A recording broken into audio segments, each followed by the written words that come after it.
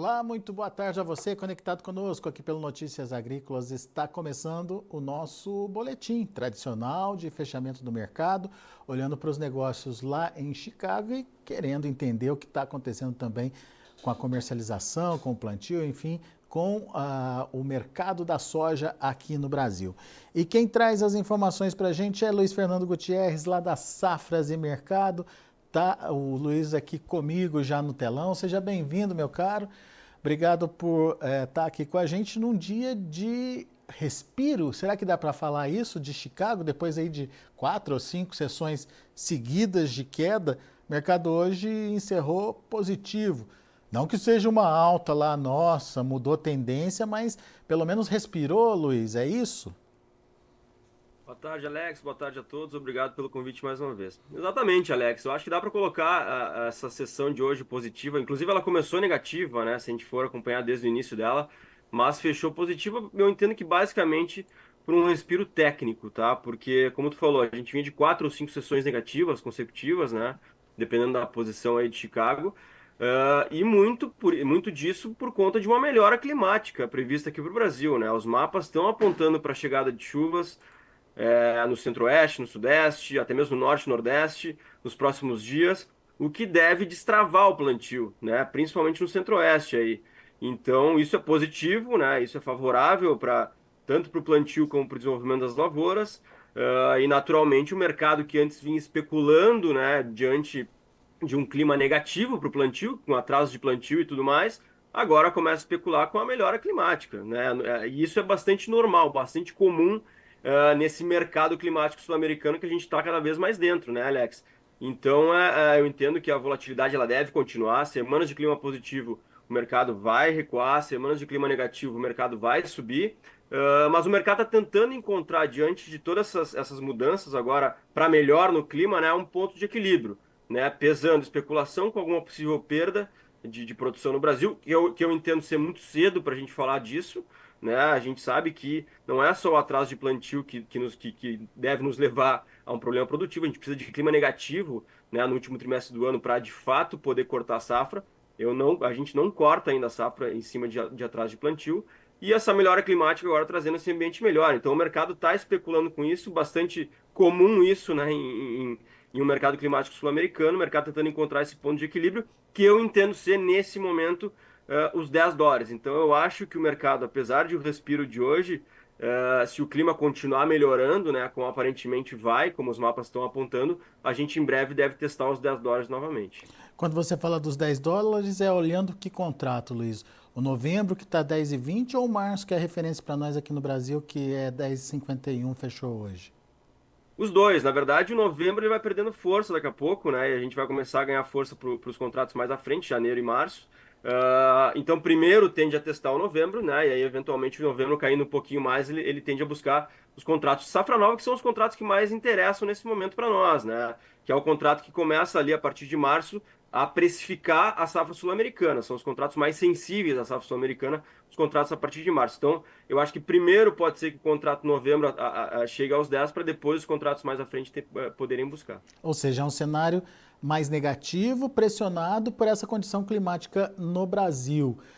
Algum outro fator que a gente precisa ficar de olho aí, Luiz, até para entender melhor essa movimentação e principalmente a precificação?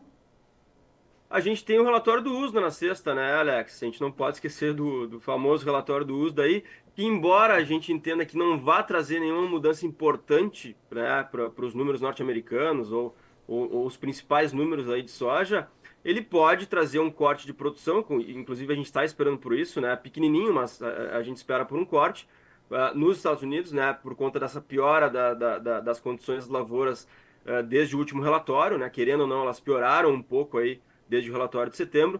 Então a gente espera por algum corte. Agora, daqui a pouco, se o corte for maior do que a gente está esperando, pode ser que a gente tenha um fator aí, pelo menos para o curtíssimo prazo, né, um fator de momento positivo para Chicago. Né? E o contrário também é verdadeiro. Daqui a pouco o USA pode surpreender, não cortar safra, aumentar estoque até por algum outro motivo, até um corte de demanda, que aí o mercado vai reagir negativamente. Então, eu acho que, obviamente, o principal ponto de atenção agora e daqui até janeiro, fevereiro, vai ser o clima na América do Sul, né? Como já é. há um tempo, mas claro que a gente tem que cuidar dessas questões envolvendo o USDA aí para a definição da safra americana, que ainda estão um pouquinho aberto, embora eu entenda que apenas pequenas mudanças a gente pode ter aí até o final do ano com relação à safra americana. Muito bem. Agora, olhando para o Brasil, Luiz, o que a gente entende da safra? Início de plantio, portanto, startado aí na faixa central e no centro-oeste, que é uma região importante de produção. Como é que você está vendo os preços e principalmente a comercialização?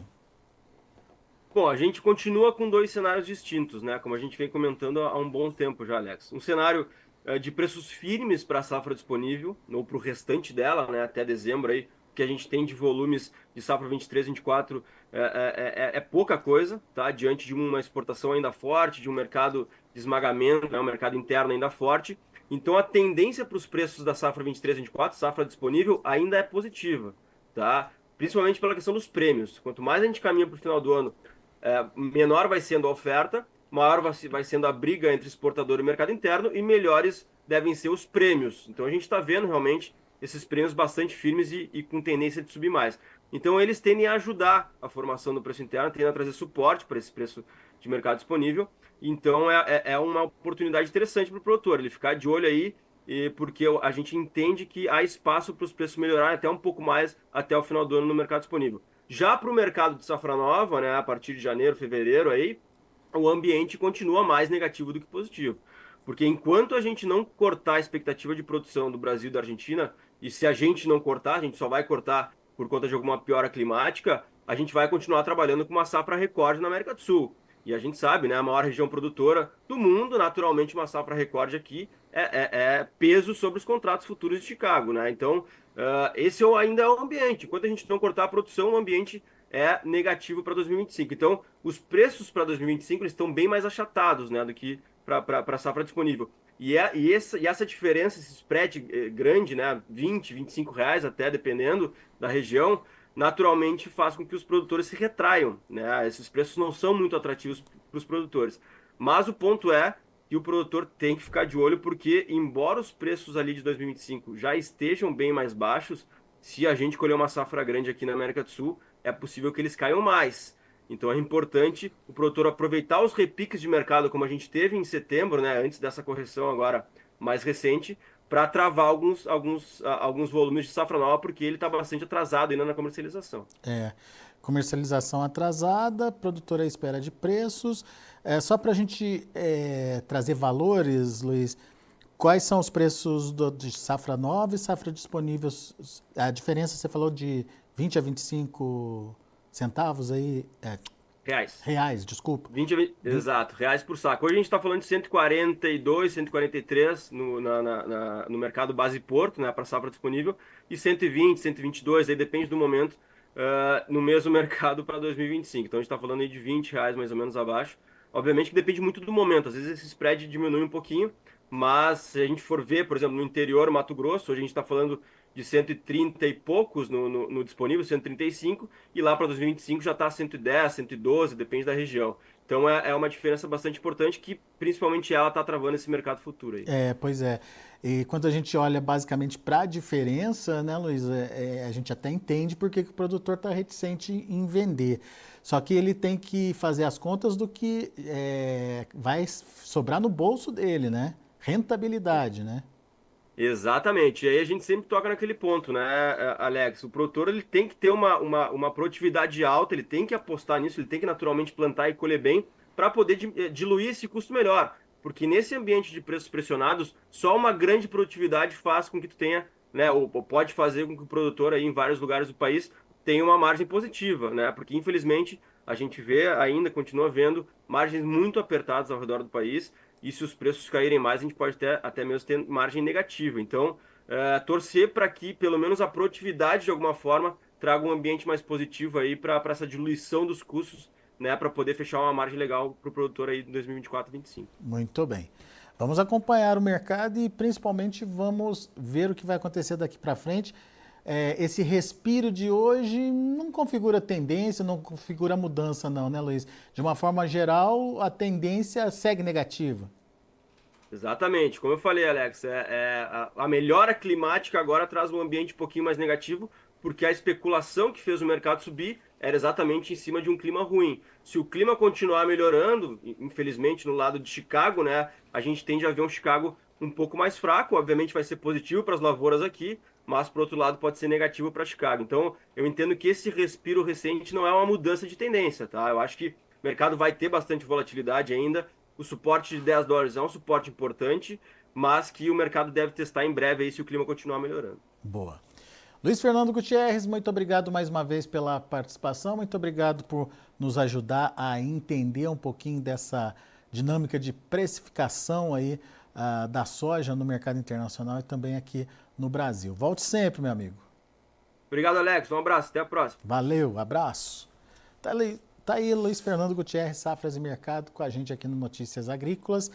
Deixa eu trazer para vocês um pouquinho do comportamento dos preços lá na Bolsa de Chicago. Como eu disse, um dia positivo para a soja, mas não foram altas tão significativas não. Aliás, o Luiz lembrou aí que o mercado começou no vermelho o dia. Vamos ver? A gente tem para janeiro, novembro fechando a $10,20 por bushel, recuperando 4 pontos. Desculpa, esse é novembro. $10,20 por, $10,20 por bushel, uma alta de 4 pontos. Janeiro, $10,37 por bushel, 2,5 de alta. Março, $10,51 por bushel, 2,25 de alta. E o maio, $10,65 por bushel, subindo 1 ponto mais 75. Esses são os números da soja. Vamos ver o milho? Milho para dezembro, $4,21 por bushel, acabou fechando aí com uma leve alta de 0,25. No entanto, o março fechou em queda, 0,25 também, a $4,38 por bushel, e o maio também perdendo esse mesmo 0,25, fechou a $4,47 por bushel. Julho ficou estável a $4,53 por bushel. Vamos ver o trigo. Trigo acabou fechando em alta, dezembro 5,99, 4,25 de elevação, o março 6,22, 4 de alta, o maio 6,34, 3,5 de alta e o julho $6,41 por bushel, uma alta aí de 3 pontos. São os números já de fechamento do mercado. Aqui a gente acaba contando um pouquinho para vocês o que aconteceu em termos de negociação e o que fez o mercado trabalhar dessa forma. Hoje, na verdade, foi só um fôlego, um respiro aí depois de 5 sessões seguidas de baixa lá na Bolsa de Chicago, mas o Luiz Fernando Gutierrez, lá da Safras e Mercado, acredita que a soja tem um pouquinho mais para desidratar, buscando, quem sabe, ali os $10 por bushel. Notícias agrícolas, informação agro relevante e conectada.